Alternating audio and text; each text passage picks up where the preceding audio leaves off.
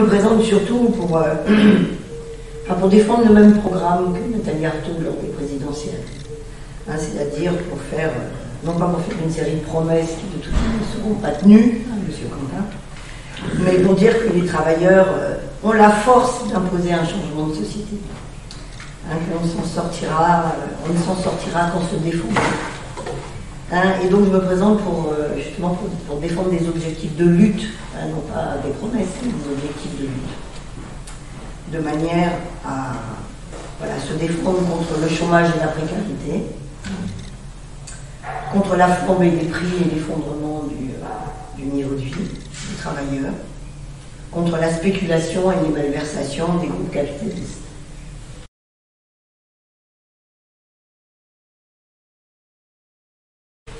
Alors l'urgence sociale et l'urgence climatique. Vous savez, c'est la même chose en fait. Hein. C'est-à-dire que là, on nous rebat les oreilles avec le fait que la planète est en danger, etc. En fait, c'est l'humanité et sa partie à la fois la plus nombreuse et la plus efficace qui est en danger. Hein, c'est-à-dire les étudiants, les travailleurs. Hein, ceux qui sont les premières lignes, hein, comme disait Macron, là. Hein, ceux qui théoriquement devaient dire si on les applaudissait à 20 heures, mais à part ça, par les applaudissements, ils n'ont pas eu grand-chose. Donc, en fait, le problème nous rebat les oreilles, donc je disais avec le fait que la planète serait en danger, mais je crois que c'est l'humanité plus que la planète qui est en danger. Et effectivement, il y a urgence à faire en sorte à retirer le pouvoir à ceux dont vous parliez d'ailleurs, hein, dont monsieur Bernard Arnault, qui dirige la planète à l'heure actuelle, qui dirige toute l'économie, qui dirige le monde entier en fait, qui font toutes les lois hein, pour leur propre profit, hein, c'est-à-dire au mépris de la vie et même de la survie maintenant d'une grande partie de l'humanité. Et c'est vrai qu'il y a urgence. Et nous, justement, à Lutte ouvrière, si on se réclame dans le camp des travailleurs, c'est parce qu'on veut dire bien clairement les choses, qu'il y a deux camps absolument incompatibles. Celui de la bourgeoisie qui possède justement tous les moyens de production, qui est donc responsable justement du saccage de la planète, et le camp des travailleurs, ceux qui font au contraire vivre toute la société, et qui se retrouvent à l'heure actuelle à souffrir considérablement de ce système capitaliste. Donc vraiment, nous, on fait un trait d'union entre les deux. C'est-à-dire qu'il est hors de question de prendre des mesures écologistes, quelles qu'elles soient, sans s'attaquer au pouvoir des capitalistes. C'est sûrement de ce côté-là qu'on peut trouver des solutions à la crise qu'on est en train de vivre, la crise humanitaire, la crise sociale, la crise économique, et peut-être même la guerre hein, qui nous menace à l'heure actuelle. Je crois qu'il y a urgence, effectivement, c'est à déposséder les capitalistes de leur pouvoir, hein, et de faire en sorte que ce soit les travailleurs qui prennent en main la société. Et ils en ont la force, et ils en ont toutes les compétences.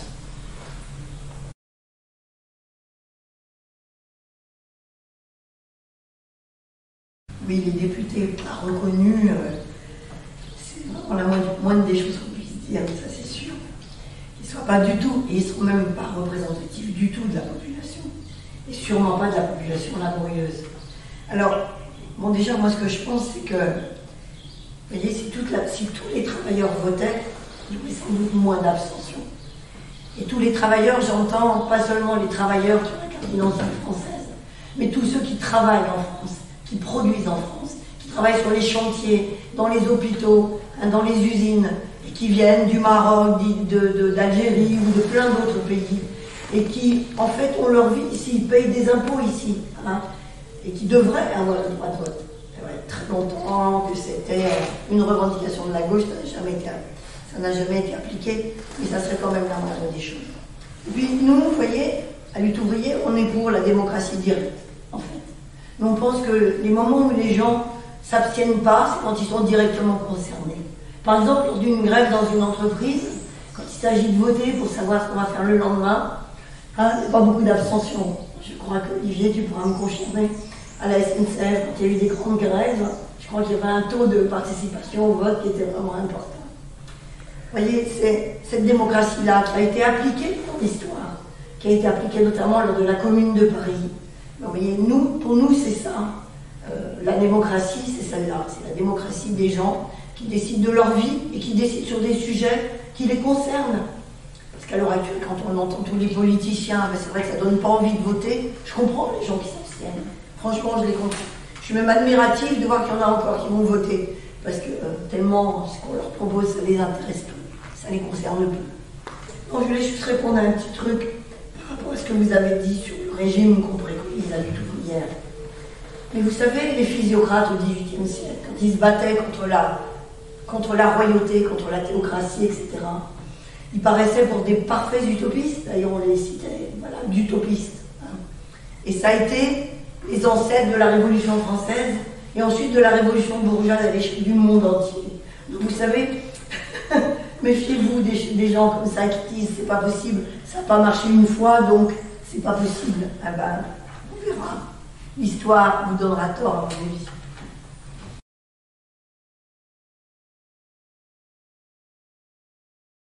Alors, le système de santé, dans son ensemble, il se détériore dans tout le pays depuis des années, avec de graves conséquences pour les professionnels de santé, comme pour les patients, certains en arrivant à renoncer aux soins dont ils auraient besoin. On voit ça de plus en plus. Pour les médecins, malgré la suppression du numerus clausus, les moyens alloués à la formation sont soumis aux mêmes restrictions budgétaires gouvernementales qui existent depuis des années. Pour les médecins comme pour les infirmiers, ce ne sont pas les candidats qui manquent, mais les moyens pour les former et les infrastructures nécessaires pour qu'ils puissent ensuite travailler dans de bonnes conditions.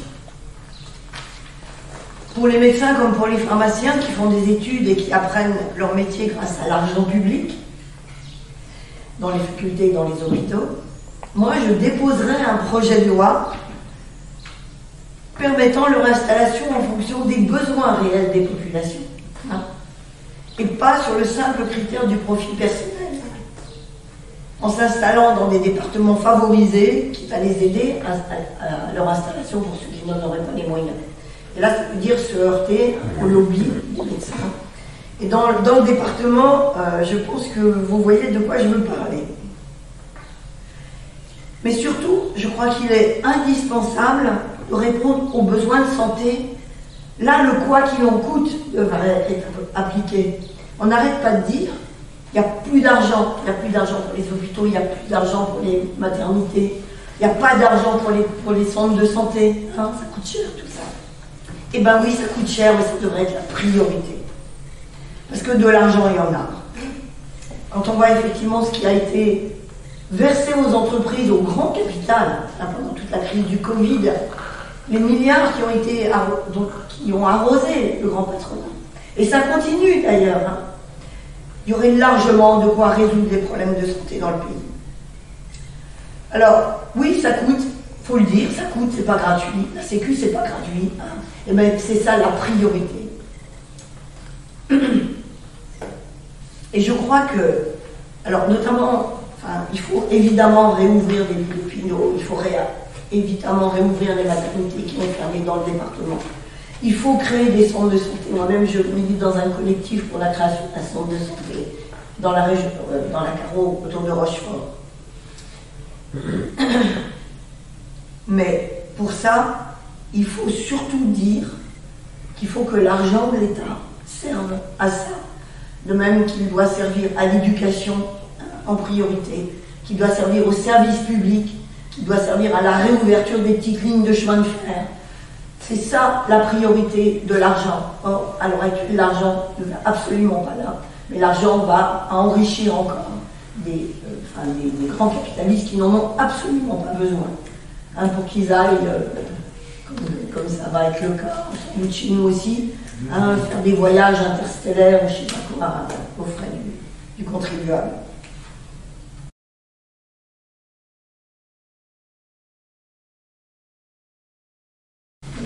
Pour moi, ça signifie vraiment pas grand-chose, la souveraineté nationale.